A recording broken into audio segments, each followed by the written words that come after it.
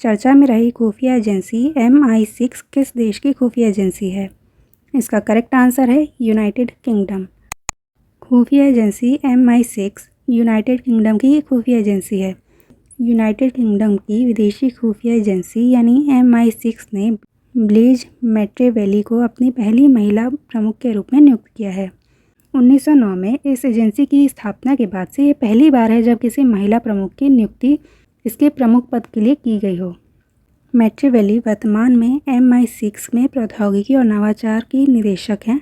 Cyber सुरक्षा और digital खुफिया में उनका अनुभव और विशेषज्ञता है जो आज के उभरते वैश्विक खतरों से निपटने के लिए आवश्यक है। यह निर्णय साइबर खतरों, विदेशी जासूसों और रूस चीन जैसी वैश्विक शक्तियों के बढ़ते तनाव के बीच लिया गया है। भारत के पहले हॉकी इंडिया मास्टर्स कप का आयोजन कहाँ होगा? इसका करेक्ट आंसर है तमिलनाडु। तमिलनाडु में भारत के पहले हॉकी इंडिया मास्टर्स कप का आयोजन होना है।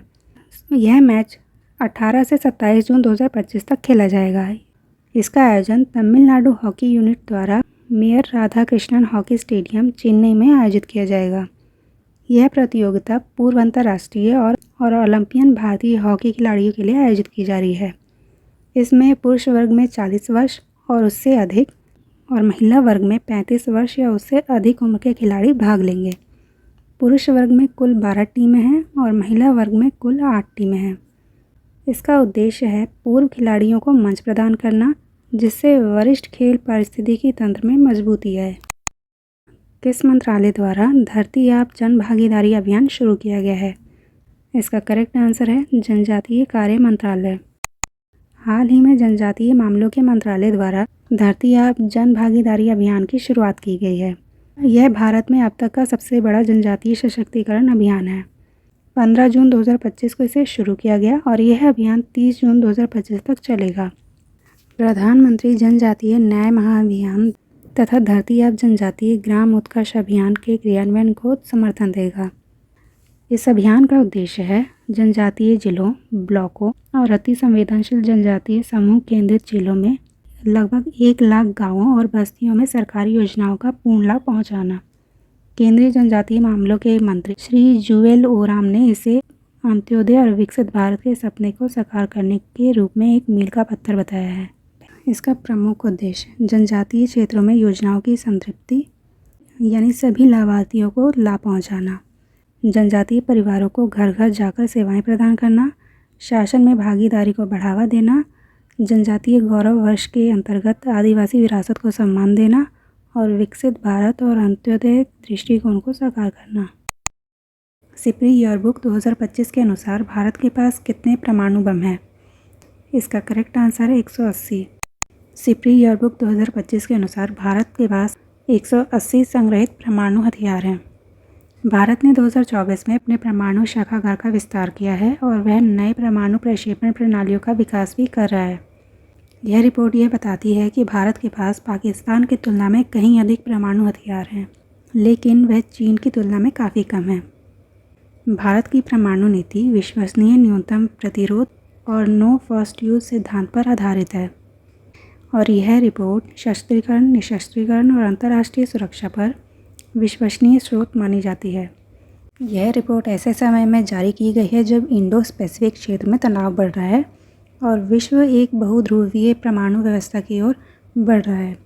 यह रिपोर्ट परमाणु आधुनिकीकरण और निशस्त्रीकरण वार्ता की कमी को लेकर वैश्विक जोखिमों को रेखांकित करती है।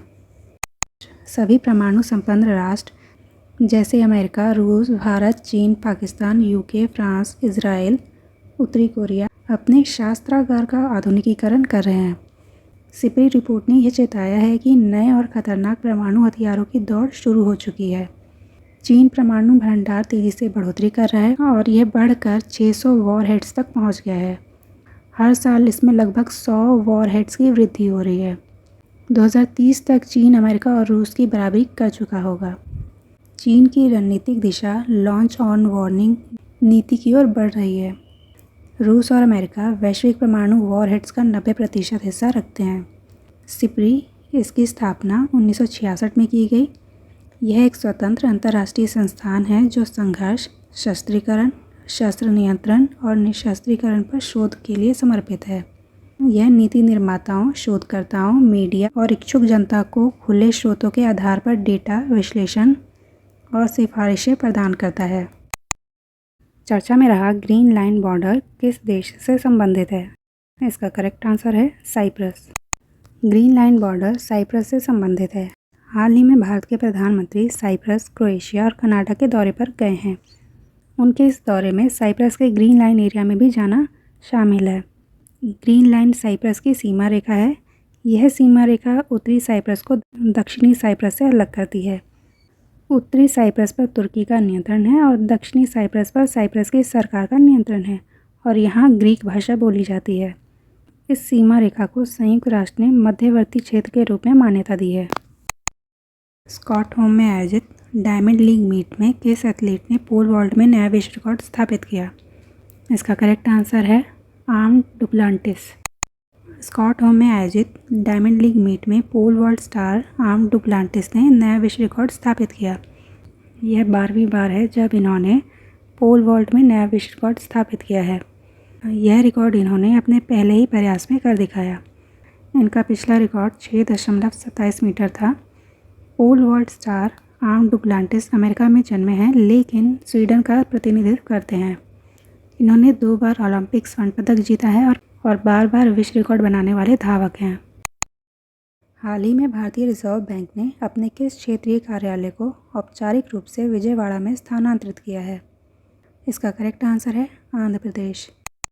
भारतीय रिजर्व बैंक ने अपने आंध्र प्रदेश क्षेत्रीय कार्यालय को औपचारिक रूप से विजयवाड़ा में स्थानांतरित कर दिया है। इस नए कार्यालय का उद्घाटन आरबीआई के उप गवर्नर टी रविशंकर द्वारा 16 जून 2025 को किया गया। यह राज्य में केंद्रीय बैंक की संचालन क्षमता और पहुंच को मजबूत करने की दिशा में एक महत्वपूर्ण कदम है।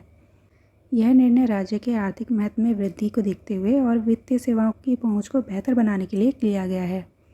भले ही क्षेत्रीय कार्यालय को विजयवाड़ा में स्थानांतरित कर दिया गया हो, लेकिन आंध्र प्रदेश के लिए मुद्रा प्रबंधन अभी भी हैदराबाद कार्यालय द्वारा ही किया जाएगा। स्थानांतरण के लाभ। विजयवाड़ा स्थानांतरण से स्थानीय बैंकों और वित्तीय संस्थानों के लिए संपर्क में सुविधा होगी। इस स्थानांतरण से वित्तीय समावेशन, क्षेत्रीय निगरानी और भाषाई एवं प्रशासनिक सुविधा सुनिश्चित की जा सकेगी। साथ ही इस कदम से राज्य के विकासशील आर्थिक ढांचे को समर्थन मिल सकेगा।